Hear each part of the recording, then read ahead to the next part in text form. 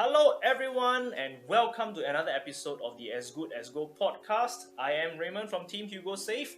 Today, I'm very excited and very honored to be joined by a very special guest today. Right, she has been championing better mental health wellness, the empowerment of women in Singapore, social mobility, and community care. I'm not going to steal more of your thunder, all right? But I warmly welcome the transformation coach from Lightbearers, who happens also to be Nisun GRC Member of Parliament, Miss Carrie Tan. Hello, hi Raymond. Hi, welcome. Viewers. Would you like to maybe introduce yourself and just share briefly about who you are to them? Okay, Raymond's mentioned it. I am PMP at Nisun, and in my personal and professional capacity, I also do transformative coaching, self-work coaching to help people develop deeper and more self-awareness that can help them lead more fulfilling and greater lives. Alright, today I invited you here today, right? It's because, it's World Mental Health Day today, and I want to talk to you about what young people can do when they are worried and anxious about money. Because I think we have heard of many stories where young people, especially during the pandemic, and then now there's this economic downturn, right? They start to become anxious about what their future is going to be like, the livelihood, the quality of life. And as they worry about that more, as they read more about bleak news online, then they become more worried, and that causes anxiety and stress. Yes. Would you like to shed some light onto what you think about it? Well, I think anxiety is very common and is also a very natural human condition, especially when we are, in a situation where we feel a lot of uncertainty, or the external world around us presents a lot of uncertainty. It makes us unsure. It heightens our sense of insecurity. So if you're feeling this way, know that it's very normal. But what's really important for us to know and to be aware is that is this question: do we want to be swayed, by the external circumstances, such that we worry so much and be so anxious that we lose our ability to function and to have hope and to be positive in the way we go about our lives? Meaning, do we want to be held captive by our insecurity and our anxiety, or do we want to look into what exactly is within us that is causing that anxiety? And I would like to highlight that probably in this day and age, social media sometimes doesn't help, because social media makes us look at other people's lives, the fantastic stuff in their life they want to show, and it makes us compare ourselves with them, and that has the effect of making us feel even more insecure. So my suggestion is, whatever that we put our focus and attention on will be what runs our life. So if reading about something makes you feel very anxious and insecure, it makes you unable to go and grab life by the horns to achieve something for yourself, then I'll say put your attention and focus on other things that gives you more positivity, more strength, more empowerment. Right.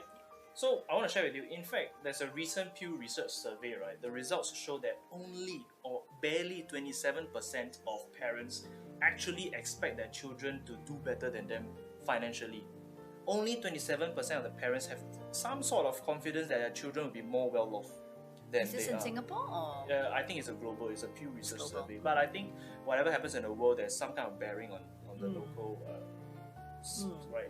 And that's actually a dramatic change from the advanced world back then, when it was 1960s and even in 1990s.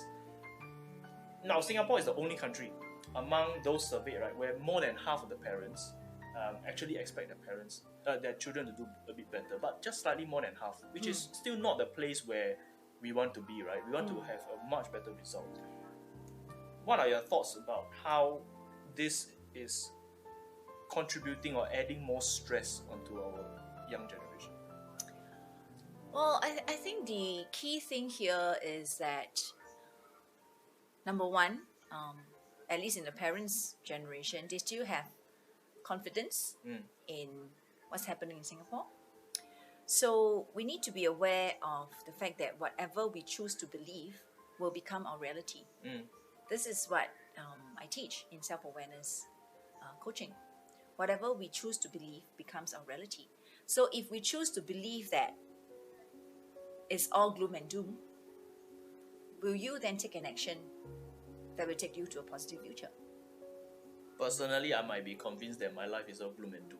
And then I might actually be paralyzed and not do anything. Exactly. But if you choose to believe that despite whatever circumstances other people may perceive they're having, but I have the ability within myself to create my future, does that give you a sense of hope? How in your work, right? How do you go about helping someone embrace hope when all they have known is doom? So this is a very interesting question, and thanks for asking that.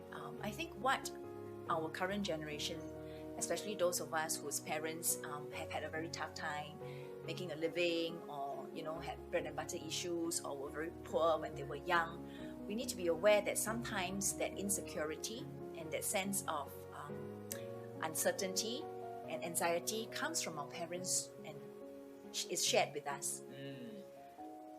I don't know whether you've ever heard of this saying, but my mom used to say a lot, like, 省一分是一分，省一毛是一毛.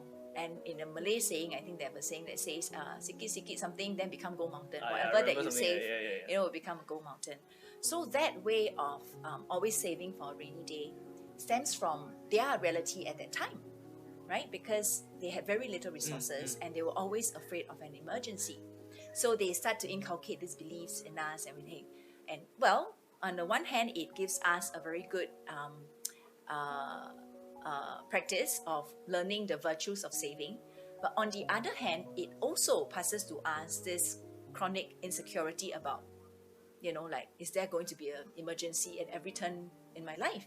And personally, I was unaware that I had this mentality, right? So much so that when, I was actually objectively not in scarcity, I had enough money in my bank, I still felt that I didn't have enough. Yeah. I was still worried about that rainy day that is probably 20 years down the road. I worry about whether when my parents are old and if they have a medical emergency, will I have enough money to pay for them? But actually, Singapore healthcare is really subsidized. So that worry becomes irrational, and I'm worried about something that could happen 15, 20 years down the road, and I'm so unwilling to part with my money now. And it's sitting there, it's not doing anything. When actually, if I let go of the anxiety and be objective about it, I could use that money I have right now to do something that could grow myself and grow my ability to make more money.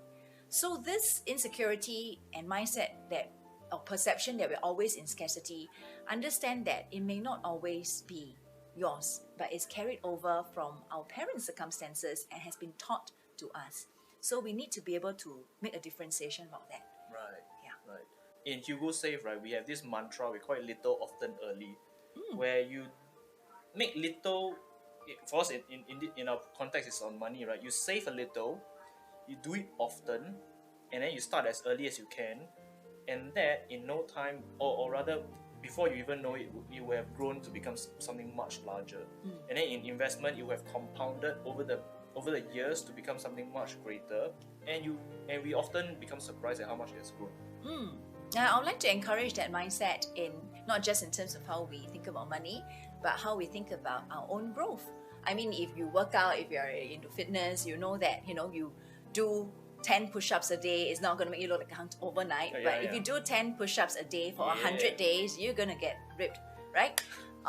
Well, along the way, 10 push-ups, you'll be like, hey, 10 push-ups is so easy, maybe I'll do 12, maybe I'll do 15, maybe I'll do 20. And you build your capacity and you start to become stronger. And I think that is the same way it is with our own mental wellness as well, emotional wellness as well, how we can keep learning and keep developing a bit more self-awareness each day that can help us to cope better with our mental health. And over time, you will realize that you have much more mental and emotional resilience than you thought you had.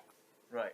In your experience working with young people, or your experience engaging young people, what do you think is causing them to worry about money? What exacerbates their anxiety in their finances? What I find people struggle with is really they could be in a situation where they feel like they're not happy and they feel a lot of stress.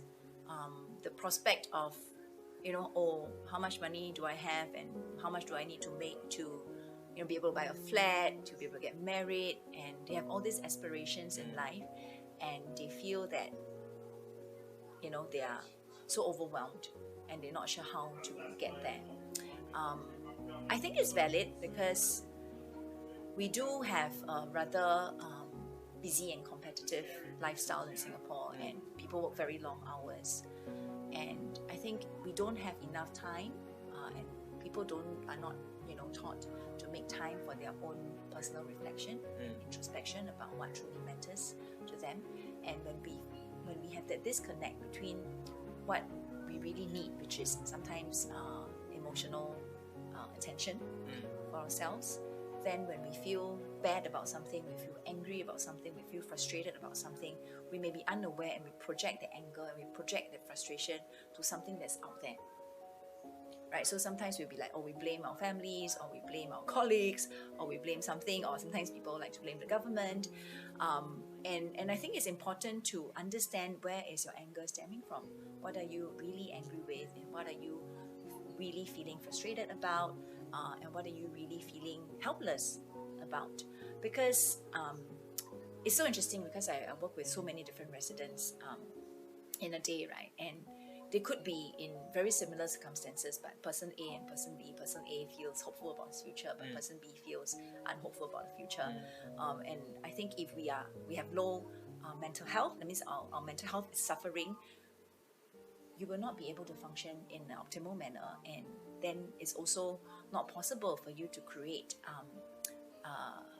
results in your life that you would like.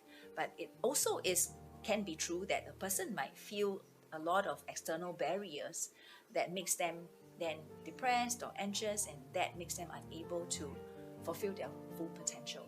And then they get into a vicious cycle of not seeing results in their lives, or feeling disappointed, and then feeling low morale, and then it's just a spiral downwards, right? So I can see how that could happen.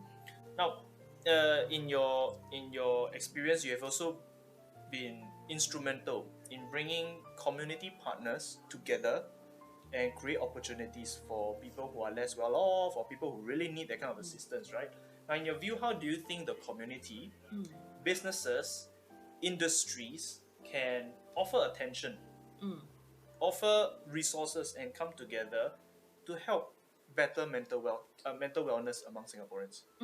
Well, I take it you're referring to my work in Daughters of Tomorrow previously, where we helped women from very poor families to build their confidence and get support with caregiving, and then find employers for them that would be supportive of their circumstances and enable them to hold down jobs in a more long-term sustainable manner.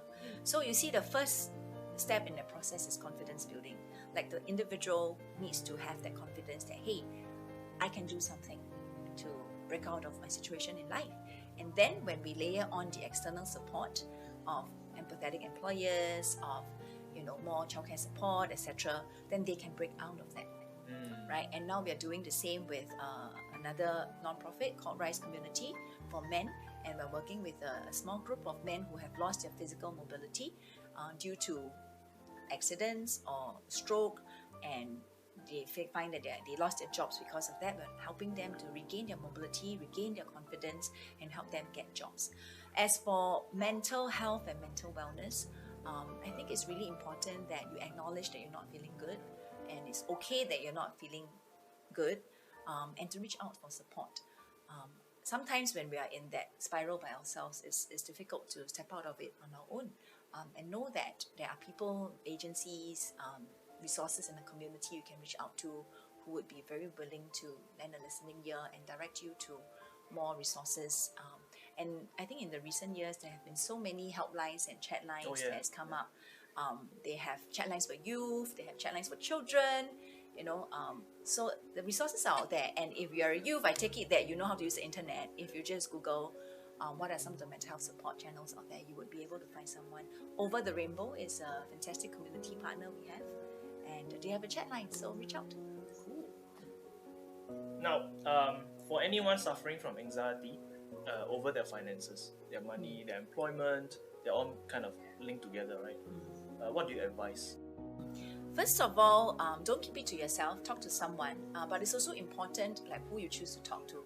talk to someone who is not going to get into a pity party with you, but who is able to acknowledge how you're feeling, but also, support you and encourage you to help you recognize that you have the ability within you to take positive steps, and you don't have to set a very big goal. I think what works wonders is what I call micro goals. Start with micro goals for yourself and say, hey, I'm gonna, try and save up however much money by, in 2 months' time, right? Set a reasonable, SMART goal, right? Which is specific, measurable, and attainable. Like, I think if we set too ambitious a goal right for ourselves from the start, you're setting yourself up for feeling dejected.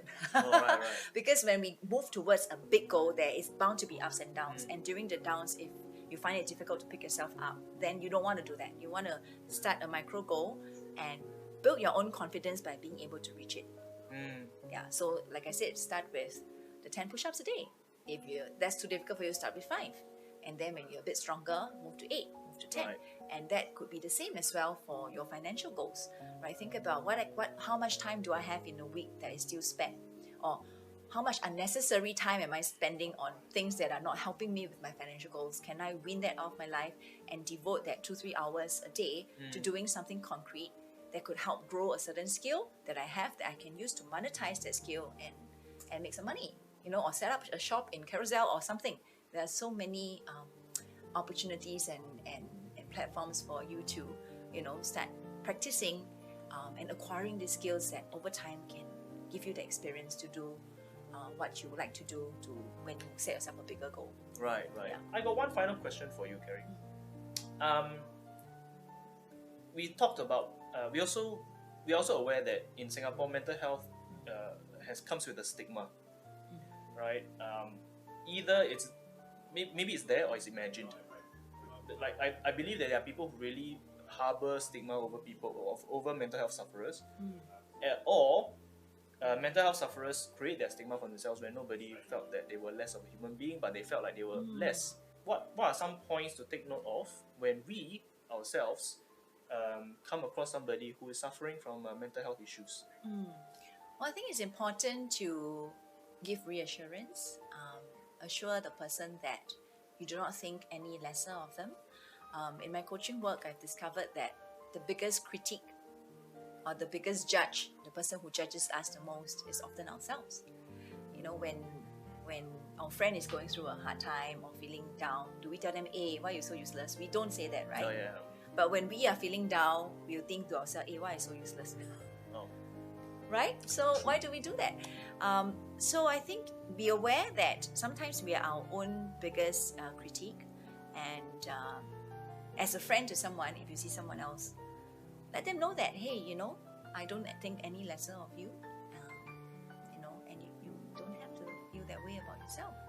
I still care about you, and I think providing assurance is the most important step, and then encourage them to be more open, to speak to people about it, reach out for help. I think that's the best thing we can do as a friend. Do you have any recommendation, some of the helplines or organizations that are out there to help people who are suffering from mental health? Yes, so earlier I mentioned about Over the Rainbow, and if you happen to stay in Yishun and specifically Nee Soon South, we have a community partner called Clarity that provides a lot of workshops, peer support groups, and talks around mood disorders, which are the commonly experienced ones like depression, anxiety, mood swings, etc. There is a national hotline as well that was set up during pandemic. I think the Samaritans of Singapore, SOS, also has their own chat line. So don't feel afraid to step out. Sometimes, like you say, the stigma may not be in others' eyes but your own. So know that it is okay to reach out. Thank you very much, Carrie, for being with us. Do watch out for the next episode of As Good As Gold podcast, where we invite more people to come and talk about their financial journey. See you then. Can I add a line? What is it? You are as good as gold. All opinions in this podcast should not be regarded as offering any financial advice. Listeners are encouraged to seek advice from a qualified financial advisor regarding the suitability of any financial strategy taking into account their specific financial objectives, situation, or particular needs before they act upon any recommendation.